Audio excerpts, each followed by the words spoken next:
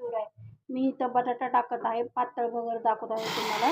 माझ्या मुलीने उकडलेला बटाटा आहे हा. तर मी उपास धरलेला नाही, माझ्या मुलीसाठी करते. ती 10वीला आहे, तिच्यासाठी करते आहे. ती म्हणली पातळ भगर कर म्हणून पातळ भगर करत आहे. तर तुम्हाला आवडते का पातळ भगर? तिला आवडते म्हणून मी करते. आणि ह्या मिरच्या टाकल्यात. माझी मुलगी तिखट खाते, त्यामुळे मी त्यात मिरच्या टाकलेल्या आहेत. बिना तिखटाच्या टाकण्यात टिकतात. आणि असं एक प्युरी करून घेतली आहे शेंगदाण्याची आणि मिरचीची बारीक प्युरी घेतली आहे.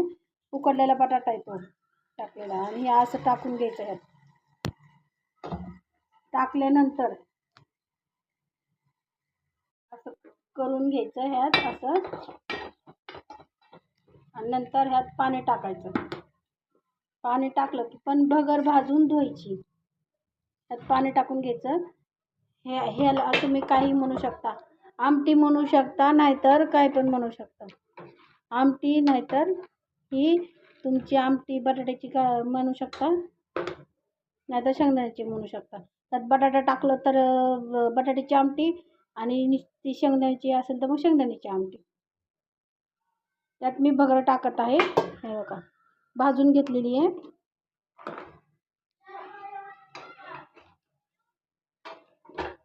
हे बघा, त्यात तुम्ही तडक्याला जिरी पण टाकू शकता. थोडीच भगर टाकायची आहे, पातळ भगर करायची मला थोडीच टाकायची, खूप छान लागते. आणि तुम्ही असं ऐकलं आहे का बटाट्याचं सूप?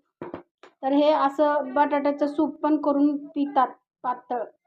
10 मिनटं करून घ्यायची आहे अशी, मग पातळ होत जाते. नाही तर उघडून बघायची पाणी आटले का, मग अशी पातळ भगर घ्यायची ताटात. खूप छान लागते, एकदा ट्राय करून बघा. तर आहे भगर, या खायला. जय शिवराय.